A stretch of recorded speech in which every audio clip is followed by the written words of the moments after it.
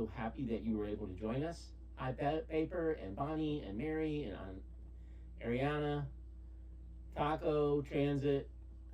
Is Morgan here? Is he hiding, or am I just not seeing him? He's not here yet. Okay. Well, we're going to go ahead and get started. And I'm hoping that what we have to say tonight will have meaning for you. I know we've all, at that point in our lives, reached that stage where we just felt like we were sitting in neutral and nothing was happening and we were going nowhere. And nobody cared what happened to us, and we were all alone.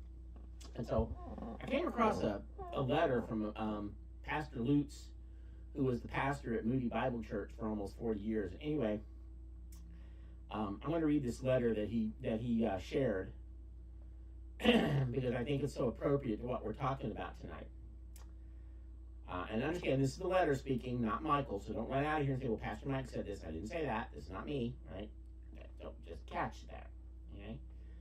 I'm a man, 31 years old and divorced. Though I fought the divorce bitterly, I felt badly because I feel like I have no hope for the future. I often go home from church and cry, but there's no one there, no one to cry to, nobody to hold me.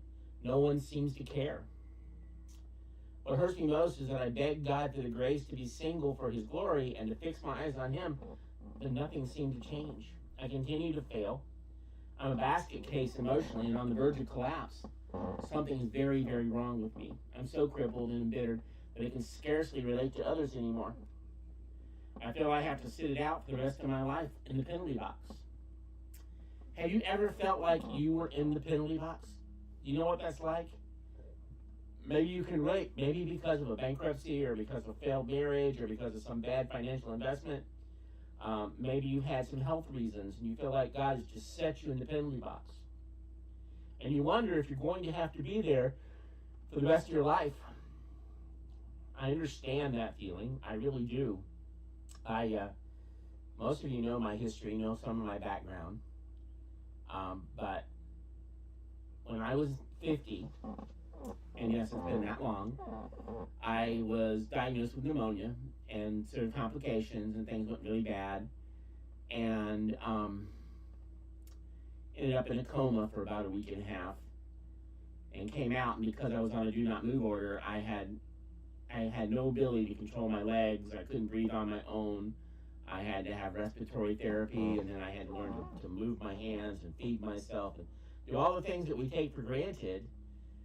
And in the meantime, the people from my church basically decided that, that they needed to go on without me, and that while they loved me and all that, it just didn't feel like that I had a place with them anymore. And besides, when I finally got out of the hospital, which was going to be 5 or 6 months later, it would be just too long for me to be gone. And they just had to go on with the ministry without me. And so basically I ended up leaving the church in the middle of all that, in the middle of my worst period of time. I felt like that everybody had abandoned me, that nobody cared, nobody wanted to know what was going on. Nobody sent me, I got nothing. I felt sorry for myself. And so I think we've all been in that place. We feel like everybody's just given up on me. Nobody cares what happens to me. And we start having the little pity parties, the little pity party where we sit and play the world's smallest violin and say, my heart bleeds for you. And you wonder if you're ever going to get out of the penalty box. I know I thought my ministry was over. I went into the hospital in December and got out in April.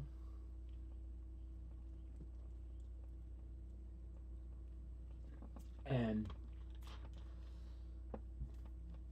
I changed church because I wasn't able to get around on my own, and it was just too long a distance. And besides which, I didn't see a point in traveling 40 minutes to be at a church, to be just a member, when I had no place to serve there anymore. And so I ended up at First Baptist Tequesta and really felt like I was on my own, that I was just a face and nobody really cared what happened to me. That's when God took me out of the penalty box. and put me into play. He brought me to Grace Baptist. Grace Baptist, I have been here, believe it or not, I have been here. I'm 60, what am I, 64? I don't know, I've lost track. I've been here since I was 50 years old. I've been here in this church almost 14 years. Grace Baptist has changed a lot over the years.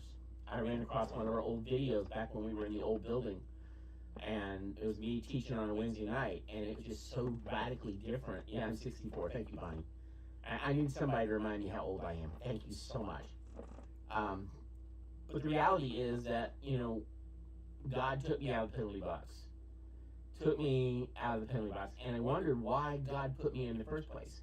Well, I think we're going to talk tonight about somebody who understands what it means to be in the penalty box.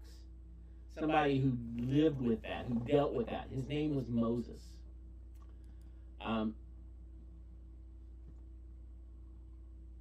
And Moses was in the penalty box for 40 years for manslaughter. Now, who was this Moses? Well, some of you know. Stephen said he was educated in all the wisdom of the Egyptians and was mighty in word and deed. That means he was educated in mathematics, astronomy, chemistry, and hieroglyphics. He had the best education that Egypt could offer, and when he floated down the Nile River, it was to strings of music. When he went down the streets of Egypt, soldiers ran ahead shouting, "Bow the knee, bow the knee, bow the knee." Moses was coming. The historian Josephus states that Moses was a warrior, and when the Ethiopians attacked Egypt, he led troops to victory. And Josephus also said he was scheduled to be the next pharaoh of Egypt. Again, that's Josephus, and but anyway, and there was something within Moses because of his upbringing that told him that his destiny did not lie within the palace. On days when perhaps he had nothing to do, he would wander out and he would see his own people being harassed, being beaten and used as slaves, and this gripped his heart. One day, the Bible says, a child of luxury and fashion who had the queen of Egypt poured his cup went out, and he noticed that there was an Egyptian and a Hebrew, and they were fighting. And the Egyptian was beating the Hebrew slave. And Moses intervened, and he killed the Egyptian, and he hid him in the sand. He thought if word ever got out to the Hebrews, it would say, "Great, this man came out of the palace to deliver us." Next day, he walks out, and two Hebrews are arguing, and he tries to bring peace to them. And one says, "Moses, you going to kill me like you killed the Egyptian?" Moses thought that he had killed the Egyptian and hid him in the sand, and he thought that it was secret, and that now it was out, and the rumor began to spread that Moses killed an Egyptian, and Pharaoh was not amused and sought to kill Moses. In the book of Hebrews, we read that Moses went out when he came of age and looked upon his brethren, and he was willing to turn his back on the treasures of Egypt and to esteem a different kind of reward. Stephen tells us that when Moses went out there to identify with his people, and he probably did so on a regular basis, walking out and seeing what was happening, he supposed that his brothers would understand how that God by his hand would deliver them, but they understood nothing. You ever suppose that brothers would understand only to discover they didn't? You do something you feel like God has led you to do, and it just doesn't make sense. Don't take it for granted that the brothers will understand how that God, by your hand, will experience deliverance in the church. Because sometimes our brothers and sisters just don't get it. And Moses was deeply, deeply wounded. So wounded that 40 years later, he's no doubt in my mind that his hurt is still there.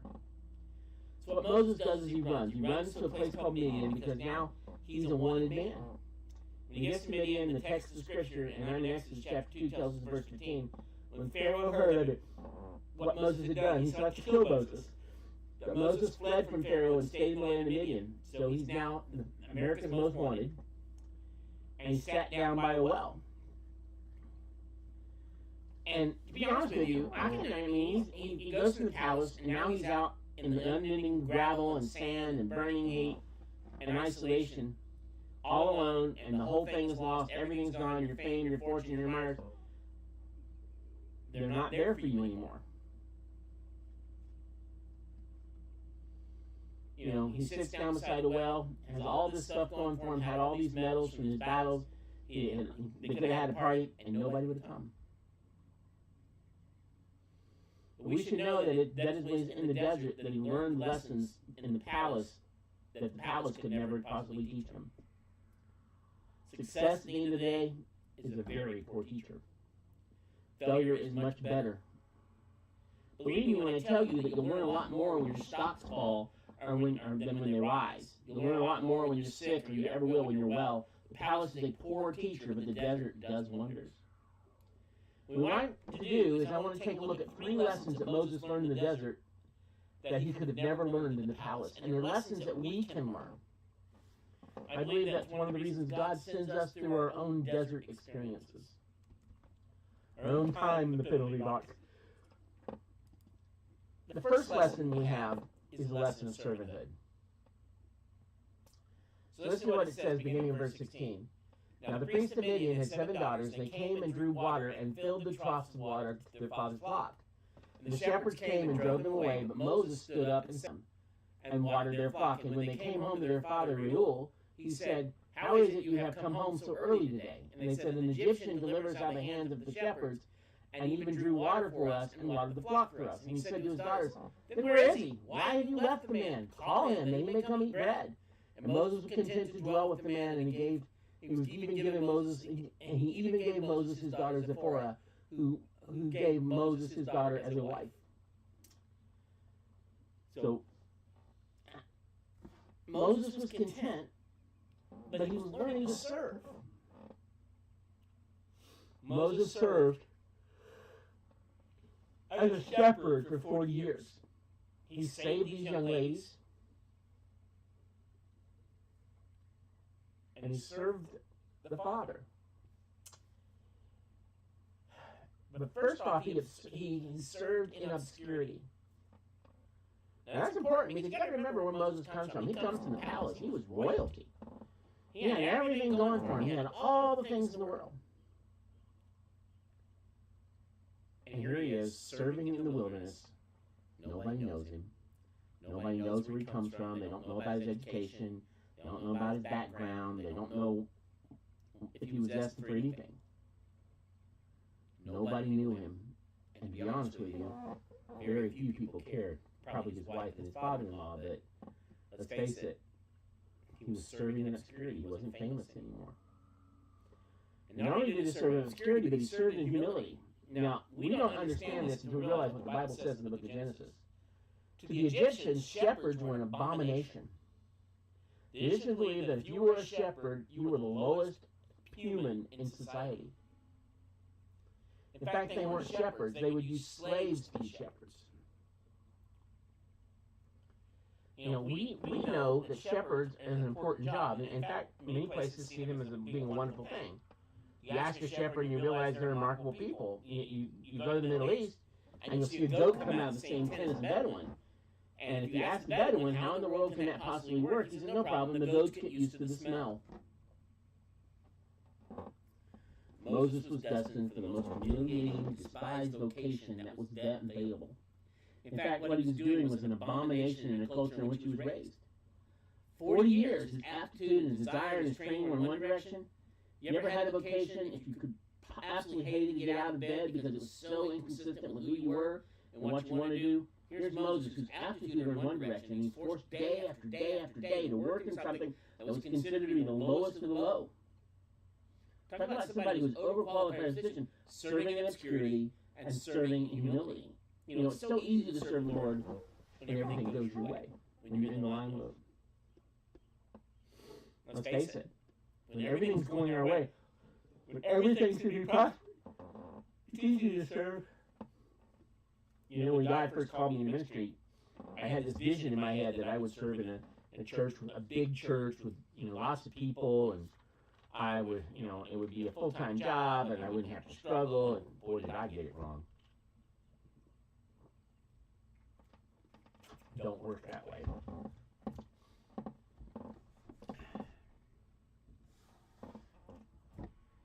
Let me quote you a poem. Lord, you know how I serve you, with great emotional fervor in the limelight. You know how I effervesce in Bible study groups and fellowships. But how would I react, I wonder, if I had to wash the calloused feet of a bent and old woman, day after day where nobody saw, and nobody knew, and nobody cared? What if I served in obscurity, and humility? I did what you called me to do. Nobody noticed. Nobody cared. Let me tell you something, guys. The palace will never teach you to be a servant. in the palace you are served. It's only in the desert you learn to be a servant. It's only in the penalty box you learn to be a servant. You learn to be humble. It's where you learn to serve others, and you'll never do that when everything goes your way. I'm so glad God called me to serve in Second Life.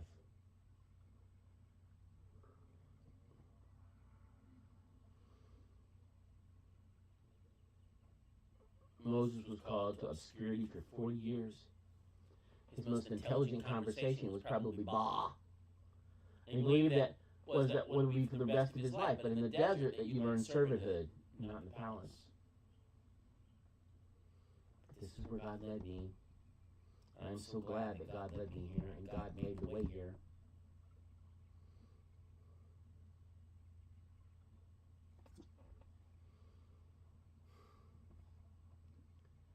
And there's a second lesson, and that's the lesson of trust.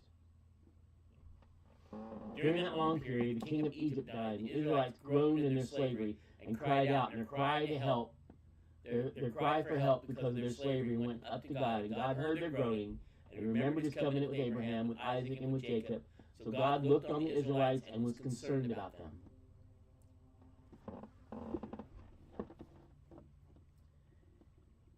He saw his people Israel when nothing was happening, when they were in bondage and in slavery. He saw them in their monotony. He saw them in their despair, and God was there, and God was with Moses.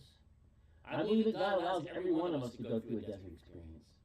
If you've ever been through a desert experience, you probably, if you've never been in one, there probably is one in your future. Been there, done that. I could say I got the T-shirt, but I didn't. I've been through the desert experience several times. When I was finished my second year of seminary, I got robbed. Somebody managed to steal my checkbook, my spare checkbook. I didn't even know they'd stolen it. It wasn't until my bills started bouncing. My rent check bounced, the electric bounced, my phone bounced. I realized my bills were not being paid. I got in there and realized that my check, somebody had been passing checks from my checking account, forging my name. And I don't know where you live, but I lived in Texas at the time, and Texas has this really unique law that until you report it, once you report it as stolen, you're not responsible for one penny that's written on those checks. But until you report it, every check that gets written, even though you'll get refunded most of it, they keep it's $50 per check. The bank will eat the rest of it, but the bank was required to. But for every $50 until you reported it, and the guy passed 7 or 8 checks, I don't even know, for $49.50 a piece, which means the bank didn't hurt the bank at all. But it nearly destroyed me. I had no choice. I had to drop out of school. I was going to do. That's when the pimento cheese story happened, if you haven't heard that before. That's where God brought me to the end of myself. I was in between semesters. I couldn't go back to school because I couldn't afford it. And I thought, why am I here? Why did I come home? Why did I go to Texas? Why did I go to school? I could have just stayed home, been a school teacher, and done nothing else. I think I made a mistake coming into ministry. I really did. For 3 solid weeks, I lived on pimento cheese and bread. And the funny part is, it really was a miracle. I just didn't realize it at the time.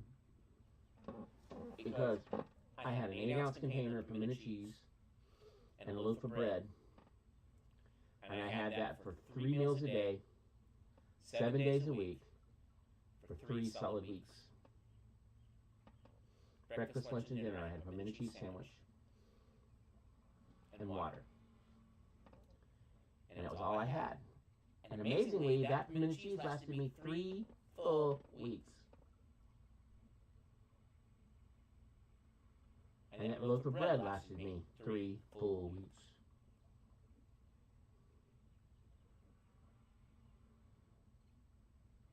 At the time, I was so consumed with just trying to make it, that all I could see was defeat and destruction and loss. But there in the valley of the shadow of death, God was with me.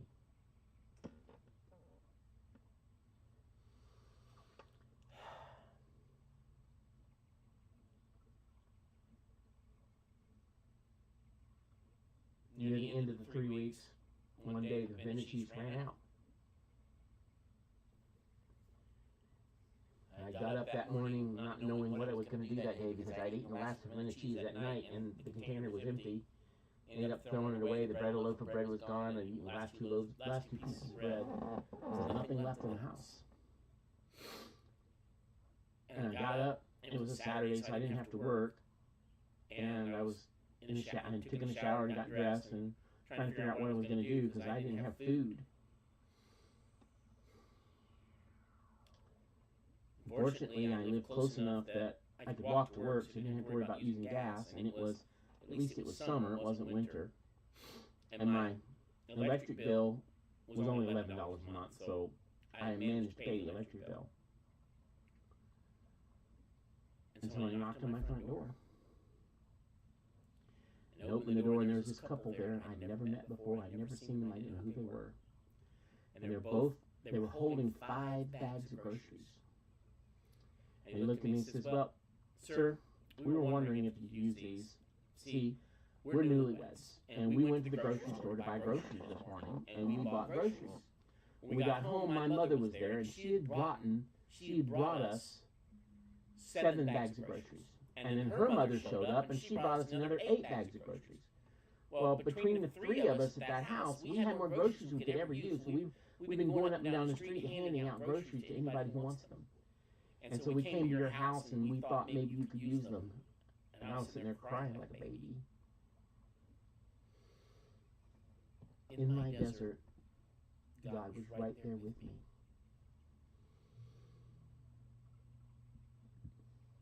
I gratefully thanked them, put the groceries away. I got paid Thursday and finally caught up. Got paid on that coming Friday, and I got caught up on all the bills. And I still had to wait another semester to go back to school, and I wasn't even sure I was ever going to go back to seminary. But I finally, God walked me through the desert.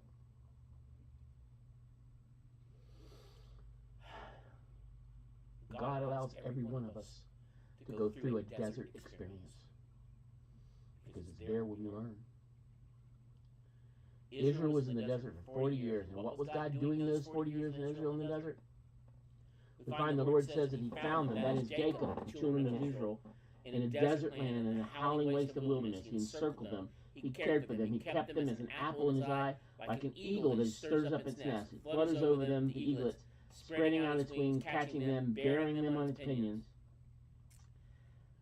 Do you know what eagles do?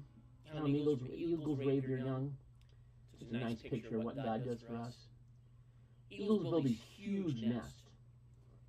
And so what they do is first at the bottom of the nest, they'll put in rocks and pieces of twig and all sharp objects and whatever they can find, and they'll pick up, and then they'll fill out the nest. And on top of all that, they'll make it very comfortable with all kinds of feathers and everything. And these little eaglets really love it because it's nice and soft and comfy and warm. The problem is the little eaglets won't go out of the nest to test their wings because they're too comfortable. And so what the mother eagle does is she begins to take away the feathers and the down and the softness until the babies are leaning on the rocks and the sticks and the sticky things. Kind of cleans house. And the eaglets finally say, "Hey, you know what? This is getting so bad, I guess we better learn to fly." And then, if anything, the mother eagle will come and push them out of the nest and then swoop under them to catch them when they are in flight. And that's what God does for us. He pushes us out of the nest. We don't know where we're going. We don't know what's happening. We're just struggling. We're flapping our wings so hard, and God's right there and saying, "I got you." And the mother and father eagle take turns doing that. And that's what God does for us in the desert. He prepares us. He uses the desert to teach us. He uses the penalty box to show us obedience, to show us humility, to show us trust. That's what God says, "I'm with you in the desert. I'm working there in the desert with you." You know, it's easy to trust God when the bush is burning and the waters are parting and the mountain is shaking and when the money is flowing and when the board is glowing, and it's easy to trust God. It's hard to trust God when you're in transition, when you've been unfairly fired. It's hard to trust God when optimistic dreams and hopes and relationships suddenly end in bitterness and disaster. It's difficult to see God there, but blessed is the person who knows that God is not with us only in our ups. He's already there in our downs. Not only when we are there in the palace, but also we're in the unending monotonous desert, day after day, week after week, and month after month. It says, and it came to pass after many days, God intervened. How many days? Multiply 40 times 365. Now, in the honest truth, I am not good with math. In fact, I read something the other day that said that, I'm right about 90% of the time, and who cares about the other 5? Anyway, thank heavens for calculators. 14,600 days of monotony, of boredom, of hopelessness. Moses had to learn to trust. He spent 40 years in the wilderness, 365 days a year, 14,600 days of monotony. I might even go over the hours. God says, look, I know you're in the wilderness. I know you're struggling, but that's where you learn to grow. That's where you learn to depend on me. That's when you learn to trust me. There's a third lesson, that's the lesson of obedience. We're going to go into this detail next week. We went into this detail last week. We talked about Exodus 3. We talked about Moses and his excuses.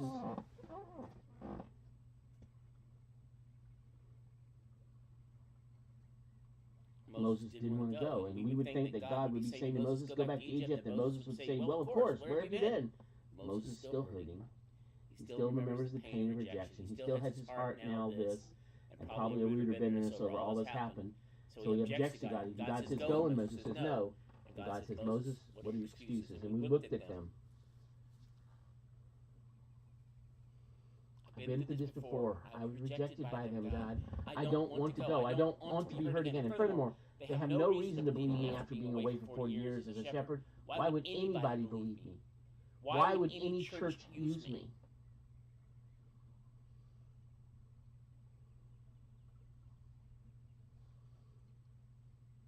He said that to God. Why would any church want me? I'm nothing but a failure. And God said, Moses, what's in your hand? Moses said, a staff. The Lord said, throw it on the ground. He threw it on the ground and it became a staff. The Lord said, pick it up, and it became a staff again. He says, Moses, these are the kinds of things I'm going to enable you to do to prove that I've sent you. But I want you to notice something. Where did the staff come from? Think about it. Where did he get the staff? He didn't go down to the local Staffs R Us store. He didn't. So where did it come from? Well, it wasn't in the palace. He picked it up while he was serving in the penalty box, while he was in the desert. And God gives us tools to use in ministry, and we pick them up when we're serving in the penalty box. God changes your perspective in the penalty box. God grants you and shows you mercy so that you can show mercy in the penalty box. You start to understand how people are hurting and in need, and you understand that when you're in the penalty box because you've walked the same walk. You've been down the same path. God says this rod is now going to be a rod with great significance, Moses. That rod you picked up in the wilderness, Moses ends up taking it everywhere he goes. After he leads his people out of Israel and does all that stuff out of Egypt and leads them out, they get to the Red Sea, and he takes what? He takes his staff and holds it over the sea, and God parted the Red Sea.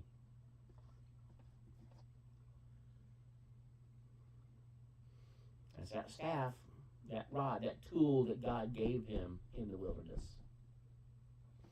Just like the tools he gives us in the desert. Later on, he's supposed to hit the rock, and he does hit the rock, and water comes out. The next time he disobeys, but he speaks to the rock, and he hits the rock again and disobeys. But the point is, whenever you see Moses from now on, you see that rod. Because the rod of Moses now becomes the rod of God. God did something to him there in that desert. You see, God tests our loyalty in the desert. God tests the depth of our commitment in the desert. God sees what we're really like in the desert. And in the desert, he gives us the equipment and the ability to learn things that we could never learn anywhere else so that we could be more useful to him in the future than we are now. We learn the lesson of obedience.